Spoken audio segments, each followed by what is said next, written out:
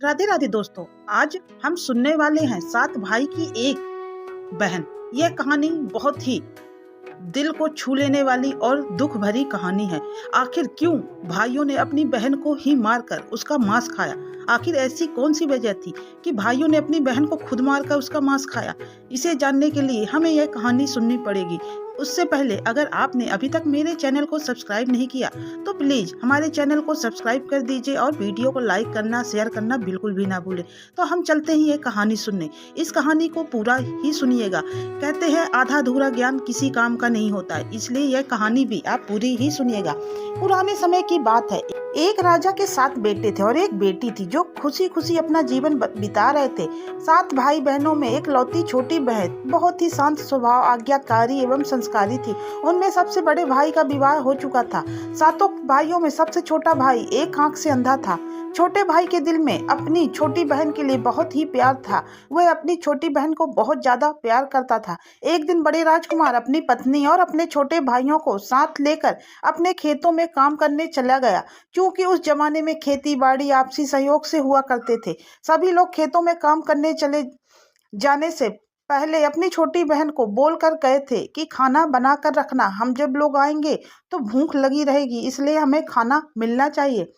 राजकुमार की बहन अकेले घर पर खुशी खुशी सबके लिए खाना बनाने के लिए जंगल से सरौटी का साग तोड़ कर लाती है और बड़े प्यार से अपने भाई और भौजाइयों के लिए वह सरौटी का साग बनाने लग जाती है। साग जब काटती है तो इसी दौरान उसकी उंगली भी कट जाती है और रक्त का एक तेज प्रभाव, यानी कि जो उंगली कटती है उससे खून की धारा तेज गति से बहने लगती है, जिससे उसका पूरा हाथ खून खून हो जाता है।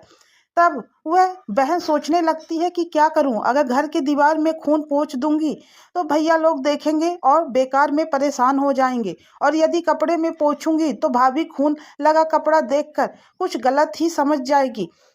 बहन इस डर से सब्जी पकाने वाले साग में सारा खून पोंछकर खून को बहने से रोकती है। फिर इसी खून लगे साग का वह सब्जी भी बना देती है। जब उसके भाई और भाभी खेत से वापस आते हैं तो छोटी बहन से कहते हैं, बहन खाना लगा दो, बहुत तेज भूख लगी है। बहन साफ थाली में खाना लगाकर सभी भाइयों को खाना परोस देती है। साग को खाकर खाने की जमकर तारीफ करते हैं वे लोग, और वे सब अपनी बहन से पूछते हैं, बहन तुम्हारे द्वारा बनाया हुआ यह साग बहुत ही ज्यादा स्वादिष्ट है, परंतु आज की बनी सब्जी को स्वाद बहुत ही अद्भुत लग रहा है। इतना स्वादिष्ट साग मैंने आज से पहले बहन कभी नहीं खाया। पहले तो बहन डर से सहम गई, कहीं भाइयों को पता न चल जाए कि मेरे हाथ की उंगली कट गई है। फिर वह थोड़ा सोचकर बोलती है, कुछ नहीं भैया, जैसा हमेशा बनाती हूँ वैसे ही बनाई हूँ, आज कुछ ज्यादा अच्छा बन ही गया है। अगले दिन 7 भाइयों के अनुरोध करने पर एक बार फिर वही छाता साग की सब्जी बनाती है, परंतु भाइयों को पिछले दिन के जैसा स्वाद नहीं मिलता है। फिर भाइयों ने अपनी बहन से कई बार बार वही साग बनाने के लिए कहा, लेकिन बार बार बनाने के बाद भी वह स्वाद उन्हें नहीं मिला जो स्वाद पहले दिन उन्हें मिला था। असलियत जानने की जिज्ञासा बस 7 भाई और भाभी ने उससे उस दिन के खाना बनाने का तरीका पूछा।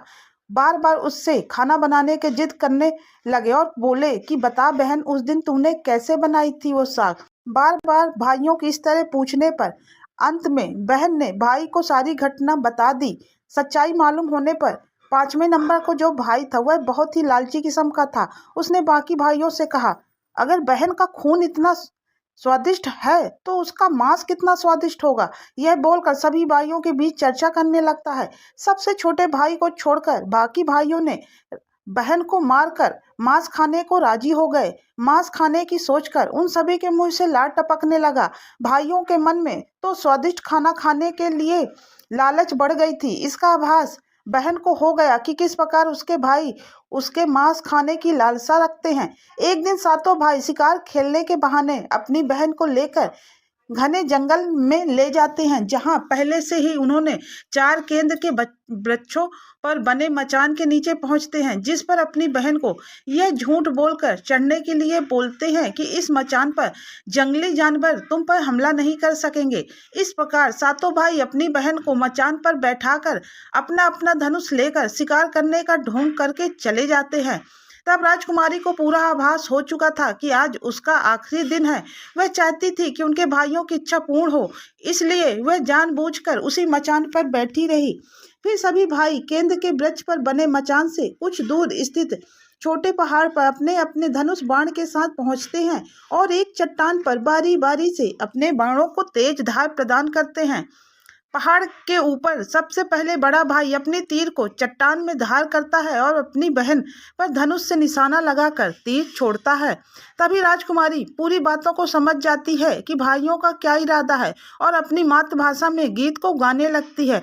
बिंदु बिंदु दाता छाती तैका तैका, अर्थात जान से मारना ही है। दादा साहब तो तीर को सीधे मेरे सीने पे मारो, इधर उधर तीर क्यों चला रहे हो। सभी भाई बारी बारी से अपने तीर के धार को तेज करते हैं और अपनी बहन पर निशाना लगाकर छोड़ देते हैं। छयों भाइयों का निशाना खाली जाता है और सातवां भाई जो सबसे छोटा था वह तीर चलाने से इनकार कर देता है, क्योंकि उसे अपनी छोटी बहन से बहुत प्यार था और धनुष बाण चढ़ाने में वह सबसे ज्यादा निपुण था। उसका निशाना सबसे पक्का था। बहन जानती थी कि उन सातों भाइयों में सबसे छोटा भाई बाकियों की तरह लालची नहीं है। छयों भाई छोटे भाई पर पूरा दबाव डालते हैं और कहते हैं तुझे तो तीर चलाना ही होगा, तू बहन की तरह उसे भी मार देंगे। फिर छोटा भाई अब कुछ कर भी नहीं सकता था। अगर वह बहन को नहीं मारेगा तो ये 6 भाई उसे भी मार डालेंगे और बहन को भी। तीर को थोड़ा ही धार कर दूसरी दिशा में तीर को छोड़ने की कोशिश करता है और तीर को धीरे से छोड़ता है। राजकुमारी हर बार की तरह इस बार भी वही गीत गाती है, बिंदु बिंदु दाता छाती तैका तैका। इतने में छोटे भाई का तीर सीधे राजकुमारी के सीने को भेद देता है और राजकुमारी की मृत्यु उसी वक्त हो जाती है। उसकी आत्मा उसी स्थान पर भटकने लगती है। वह देखती है कि उसके शरीर का मांस खाने के लिए उसके 6 भाई कैसे लालची शिकार की तरह उसे देख रहे हैं। जैसे एक शेर अपने शिकार को देखता है, वैसे ही उसके भाई भी उसे देख रहे थे। बहन के मांस को पकाने के लिए बहुत सारी सूखी लकड़ी लाने के लिए छोटे राजकुमार को जंगल भेजा जाता है। छोटा भाई जंगल में खोज खोज कर ढेर सारा लकड़ी जमा करता है और सोचता है कि इतना सारा लकड़ी वो कैसे ले जाऊंगा। दादा जो रस्सी दिए हैं वो भी 7 टुकड़ों में दिए हैं, उन्हें जोड़ने पर भी ये रस्सी इन लकड़ियों को नहीं बांध पाएगा। देर होने के डर से राजकुमार उदास होकर रोने लगता है और उसके आंखों से आंसू धरती में गिरने लगता है। वह अपनी बहन को याद करके रो रहा था कि तभी एक नाग देवता वहां आते हैं और पूछते हैं कि क्यों रो रहे हो। वह इधर उधर देखता है किंतु कोई भी नजर नहीं आता। फिर राजकुमार को नाग देवता दिखते हैं और राजकुमार नाग देवता को अपनी पूरी आप बीती सुनाते हैं। फिर नाग देवता उसे कहते हैं मैं लकड़ी में रस्सी की भांति लिपट जाता हूँ और तुम जैसे ही लकड़ी वहां रखोगे तो मैं धीरे से वहां से निकल जाऊंगा, मुझे कोई देख भी नहीं पाएगा। सभी बड़े भाई यह देखकर चकित रह जाते हैं कि कैसे उनका छोटा भाई रस्सी के 7 टुकड़े होने के बावजूद भी जंगल से इतनी सारी लकड़ी एक साथ लेकर आ गया।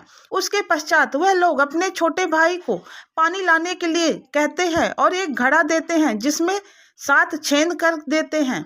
छोटा भाई पानी लाने के लिए एक कुआं में जाता है और घड़े में पानी भरता है, परंतु घड़े में छेद होने के कारण सारा पानी जैसे ही वह छोटा भाई भरता है पूरे पानी वो छेदों से निकल जाता है। यह सोचकर छोटा भाई रोने लगता है कि बिना पानी के वापस जाऊंगा तो बड़े भैया लोग मुझे मारेंगे। यह सारी घटना को वहीं कुएं में बैठा एक मेढक, केकड़ा और मछली सुन व देख रहे थे और वे तीनों राजकुमार को रोता देखकर पूछते हैं कि तू क्यों रो रहा है। फिर वह छोटा भाई उन्हें अपनी सारी आप बीती को बताता है और कहता है मैं अपनी प्यारी बहन के शरीर का मांस कैसे खा सकता हूँ, नहीं खाऊंगा तो बड़े भैया लोग मार पीट करेंगे। तब मेढक कहता है कि तुम परेशान मत हो, हम सब मेढक घड़ा के छेद में चिपक जाते हैं। फिर मछली और केकड़ा बोलते हैं कि तुम हमें लेकर चलो, तुम्हारे भाई जब राजकुमारी के मांस को खाएंगे तब तुम मछली को खाना और जब वे हड्डी को खाएंगे तब तुम केकड़ा को खाना, बड़े भाइयों को शक भी नहीं होगा। फिर राजकुमार ने बिल्कुल वैसा ही किया जैसे केकड़े और मछली ने कहा था। रात को जब राजकुमारी का मांस पका, मांस खाने को परोसा गया। तब बड़े भाई वह उसे छुपाकर वह मांस को दीमक के टीले में डाल देता है और समय बीतने पर वहां एक बांस का बहुत बड़ा और सुंदर पेड़ उगता है। इस घटना के बरसों बाद एक भीख मांगने वाला जोगी उसी बसौंदा के पास से गुजर रहा है और वह सुंदर सुंदर बांस के बूदा को देखकर सोचता है कि अगर इतने सुंदर बांस के अगर मैं बांसुरी बनाऊंगा तो उससे कितनी सुरीली धुन निकलेगी। उसी क्षण बांस से आवाज आती है, ना काट काट रे जोगी, ईतो लागे भैया रोपल बांस।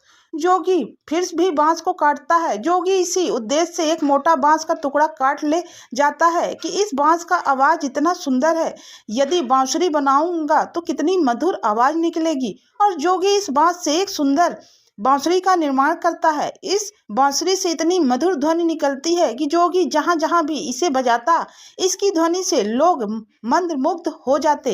एक दिन जोगी घूमते घूमते राजकुमार के घर पहुंचता है और अधिक धन के लालच में जोगी जोर जोर से वह बांसुरी बजाना शुरू करता है। परंतु इस बार बांसुरी का मीठा सुरीला स्वर कर्कश हो जाता है और जब भी जोगी कुछ नया धुन बजाने की कोशिश करता है, बार ही बार एक धुन निकलता है, ना बाजे रे केंद्रा, ई तो लागो मोर दुश्मन का घर। बार बार यही धुन निकलती है। बड़ा राजकुमार मार पीट कर जोगी को अपने घर से भगा देता है। ऐसे ही घूमते घूमते जोगी उस बहन के सभी भाइयों के घर जाता है, लेकिन हर बार की भांति वही धुन बार बार निकलती है, ना बाज रे केंद्रा, ई तो लागो मोर दुश्मन का घर बजता है। यह धुन सुन सारे भाई जोगी को डांट डपट कर भगा देते हैं। सबसे अंत में जोगी छोटे राजकुमार के घर पहुंचता है। छोटे भाई के घर के आंगन में प्रवेश करते ही बांसुरी खुद बजने लगती है, जोर जोर से बाज रे केंद्रा, ई तो लागे मोर छोटा भैया का घर। बड़ा ही मधुर मीठे स्वर का धुन सुनकर छोटा राजकुमार मोहित हो जाता है और यह धुन सुनकर छोटे भाई से रहा नहीं गया और जोगी से वह बांसुरी को मुंह मांगी सोने की मोहरे देकर उसे खरीद लेता है तथा जोगी को अच्छे से मेहमान नवाजी कर अच्छे से विदा कर दिया। ऐसे ही समय बीतता रहता है और छोटे भाई अपने काम से कुछ दिनों के लिए बाहर जाते हैं। जब वह वापस लौटता है तो देखता है उसका कमरा बहुत सुंदर ढंग से सजा हुआ था और घर के सारे बर्तन, सारे साज सामान के चीज सामान जो भी था घर का सब कुछ बहुत तरीके से सजा हुआ था। तब छोटा राजकुमार सोचता है कि हमेशा मेरे कमरे की साफ सफाई घर के नौकर करते हैं, लेकिन कभी भी इतना सुंदर घर मुझे कभी नहीं दिखा। फिर वह छोटा भाई अपने नौकरों से पूछताछ करते हैं कि मेरे कमरे को इतना सुंदर किसने सजाया है। नौकरों ने मना करते हुए कहा, राजकुमार हमने यह सब नहीं किया, शायद कोई भाभी आई होंगी और मेरे कमरे को सजाकर गई होंगी। तब भी राजकुमार घर से बाहर काम के लिए जाते। यही घटना हर बार देखने को मिलती और लगातार यही घटना होने के कारण अब छोटे भाई के मन में यह जानने की जिज्ञासा उमड़ने लगी कि आखिर मेरे घर को इतने सुंदर ढंग से कौन सजाता है, मेरा कमरा इतना साफ कैसे रहता है। एक दिन छोटा भाई सच्चाई पता लगाने के लिए किसी काम का बहाना कर बाहर जा रहे हैं यह बोलकर निकल जाता है और चुपचाप वापस लौटकर अपने कमरे में रखे खजूर के गोल मोड़े हुए चटाई के अंदर छुप जाता है। कुछ समय इंतजार के बाद राजकुमार देखते हैं कि एक खूबसूरत सी लड़की उस बांसुरी से निकलकर कमरे के अंदर आती है और सारे कमरे की साफ सफाई कर देती है और वापस उसी बांसुरी में समा जाती है। यह देखकर उस राजकुमार की आंखें खुली की खुली रह जाती हैं, क्योंकि उस लड़की की शक्ल राजकुमार की छोटी बहन के जैसे ही होती है। राजकुमार अगले दिन फिर से एक बार उसी प्रकार छुप जाते हैं और वह इंतजार करने लगते हैं कि वह लड़की कब आएगी। वह सुंदर लड़की पूरे कमरे की साफ सफाई का काम खत्म कर वापस बांसुरी में जैसे ही जाने के लिए जाती है तो वह छोटा राजकुमार उस लड़की का हाथ पकड़ लेते हैं और सुंदर तुरंत बांसुरी को जला देते हैं, जिसके बाद वह लड़की हमेशा के लिए मानव रूप में आ जाती है और दोनों भाई बहन खुशी खुशी अपना जीवन जीते हैं। आज भी गांव में आषाढ़ी पूजा के दिन बकरा कटता है और पूरे गांव के घरों में प्रसाद स्वरूप बकरा का मांस खाया जाता है। यह कहानी 7 भाई और 1 बहन की कहानी आपको कैसी लगी प्लीज कमेंट्स करके जरूर बताइएगा। यह कहानी दिल को छू लेने वाली और बहुत ही दुख भरी कहानी है। तो यह कहानी सुनकर क्या आपको भी ऐसा महसूस हुआ है? कमेंट्स करके ज़रूर बताइएगा और वीडियो को शेयर लाइक करना बिल्कुल भी ना भूलें। तो अब हम मिलते हैं आपसे अगले वीडियो के साथ, तब तक के लिए राधे राधे।